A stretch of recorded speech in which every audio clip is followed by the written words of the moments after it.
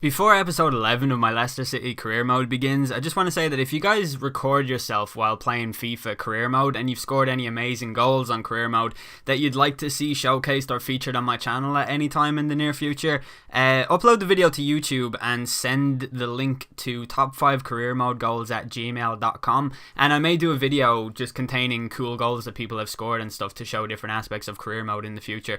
But yeah, episode 11 is about to begin. Hopefully you guys enjoy it, and thanks for watching. What's going on, guys? My name is Eldeniro and welcome to episode 11 of my Leicester City career mode on FIFA 15. The first thing I want to say at the very start of this episode is thank you very much for 28,000 subscribers. We just hit it yesterday, which was absolutely awesome. And the second thing that I want to say is actually just a question for you guys, and that's quite simply, what formation are you guys running on FIFA 15? Because I haven't really settled into a formation. I alternate between the 4-3-3 that I'm playing in this game here against Blackburn, which is in the FA Cup.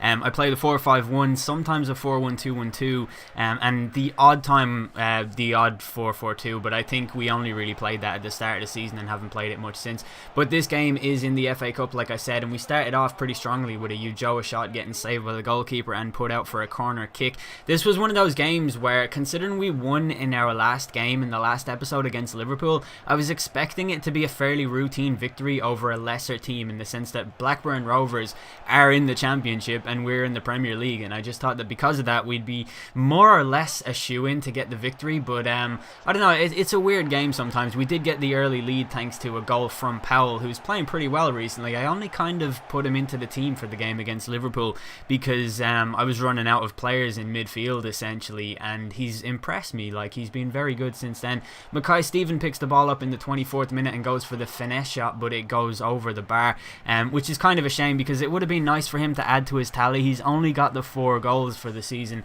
2 of which came in the opening game, and look at that for a goal from Jordan Rhodes in the 37th minute for Blackburn Rovers. I couldn't believe it when that went in. It's an absolutely sensational strike from distance, and just the audacity of him to even shoot from there, it blew my mind. I've never really seen a goal like that on FIFA 15 so far. It's just one of those ones that I would never attempt to try myself because I'd just be so sure that it wouldn't go in.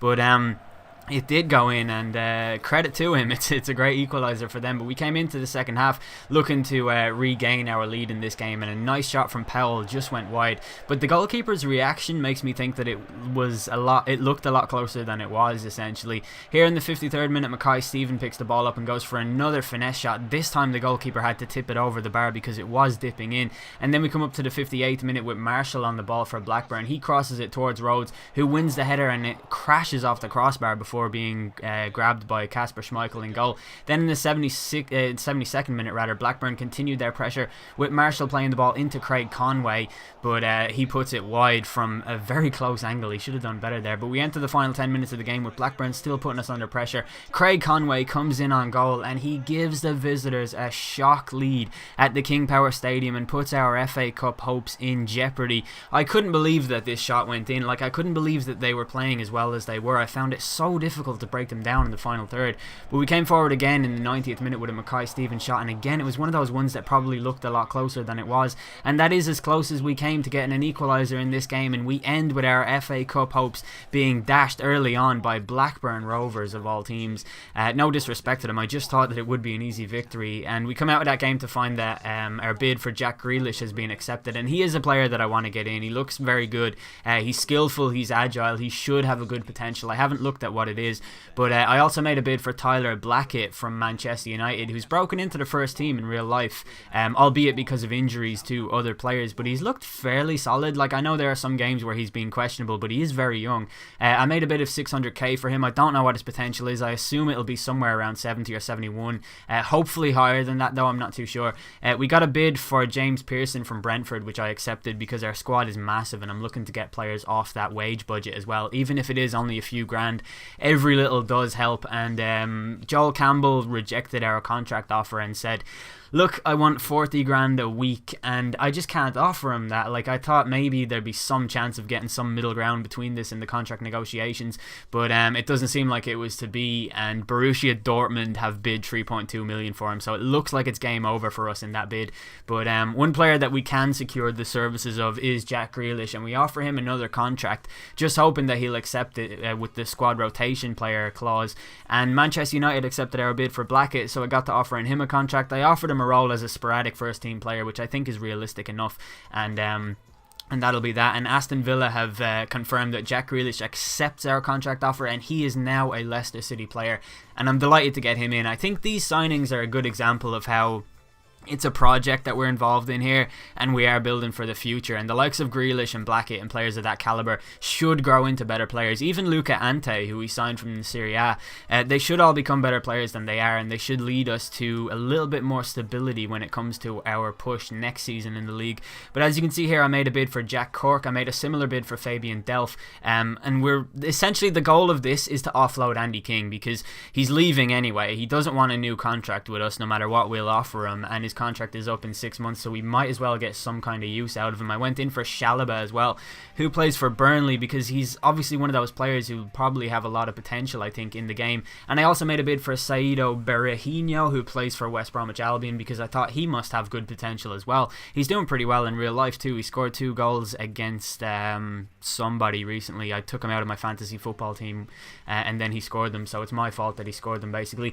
Also made an offer for Dwight Gale from Crystal Palace, because he played really well against us, and I thought he'd definitely have a potential in the high 70s, so I offered them 1 million plus Taylor Fletcher. And our bid for Blackett was accepted. Like earlier, he accepted our contract. He comes in, he's now a Leicester City player. I think that's a good signing for us, in all honesty. I do, regardless of his potential. We also find that Swansea City are after Jack Cork, who is available on a pre-contract agreement, and I inquired for Bentaleb to Spurs, and they said they want £0. So, like, I bid £0. I thought there must be something wrong here, you know. I get Bellerin for 8 grand. Spurs want 0 for Bentaleb. Maybe they just really hate Bentaleb. I'm not even a big fan of Bentaleb. But our bid for Berahino was accepted, which was awesome news. We got to offer him a contract. And then Spurs said that they reviewed our bid for Bentaleb, but they can't accept it because they've accepted an offer from another team. And this is such stupid logic. Like, that's not how football works, you know. They wouldn't go, oh no, we can't accept it. We've already accepted another bid. You can accept 2 bids at the same time, motherfuckers. But I went and I asked the board for more money, because sometimes this works, and I upped my the challenge that they set me for the season, the objective rather, to finishing mid-table, because I think that is a possibility once I find my feet and get my bearings and figure out how to play the fucking game. So I asked them for 3 million, and they agreed, and they gave me the 3 million, and this is a massive moment in the season, because it allows us to bring in so many more players than we could have before. We find out that Crystal Palace are willing to negotiate over the services of Dwight Gale, so I offered them Andy King, because Taylor Fletcher was already tied up in the Berahino deal, who looked like it was going through. So I offered them 1.5 million plus Andy King, which adds up to 3 million in actual money in the game. So I assumed that they would accept that afterwards, and we find out that Berahino is now a Leicester City player.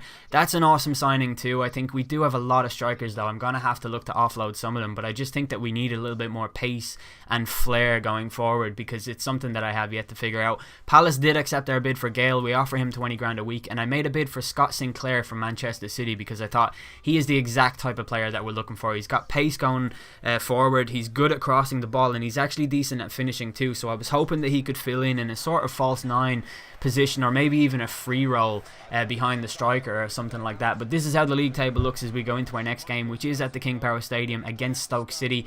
This is how we're lining up. Mackay Stephen playing behind Vardy, with Albrighton and Knockaert playing on either wing, with Matty James and Esteban Cambiaso in midfield. Stoke City's team has got the likes of Arnautovic, Diouf, Bojan in there as well, Munisa in defence. It's a pretty good team, and I swear to God, like, guys, I'm not kidding, they passed me to death in this game. I could not believe what I was playing against here. But Arnautovic crossed the ball into Stephen Ireland in the 12th minute, and he gave the visitors the lead. And this was a game that I can't even explain to you how much I struggled. Obviously, like, I'm playing on Legendary, I'm not used to it, but I will get used to it, you know. That's not going to be a hindrance for too long, I don't think. But the one thing I'm finding about FIFA 15, and this is why I asked you guys what formation you're playing, because it's something I really do struggle with. It's breaking down the opposition. I don't know how to do it, and you would think that the style that FIFA 15 encourages is definitely my style. Like, I built a custom tactic on FIFA 14 around my ability to pass the ball, and I'm just not finding it effective in FIFA 15, the passing the ball idea. Like, I think it's because I just don't have the players, and you know, eventually it will all come to fruition. But as you see here in the 57th minute, Diouf made it 2-0 for the visitors with a fairly scrappy goal, and from there, like, our battleship had been sunk, and he made it 3-0 in the 73rd minute, which was just game over for us. Absolutely, there was nothing we could do going forward. There were no silver linings to be had in this game, absolutely no redeemable features of the game whatsoever. The performance was atrocious, and that shot from Matty James should have gone in. And then we come up to the 90th minute of the game when Moore is on the ball on the outside of the box. He plays it to Knockaert, who finds Jack Grealish, who did come on for his debut, but his shot went just over, and we end the game with an agonising, devastating 3-0 defeat at the hands of Mark Hughes' Stoke City, who pass it like Barcelona. They have Bojan, they have Munisa, they're like Barca B, they're unbelievable. And I was obviously very gutted after that result. The fans actually booed us off the pitch, and it was devastating. But at least we have made some new signings, and at least we have some deals to wrap up that will hopefully get concluded in the next episode, so that we can make a little bit of a march towards a mid-table finish and learn how to play on Legendary. But hopefully you guys are still enjoying the series. If you are, please do leave a like. That would be much appreciated. I've been El Dinero. Thanks for watching.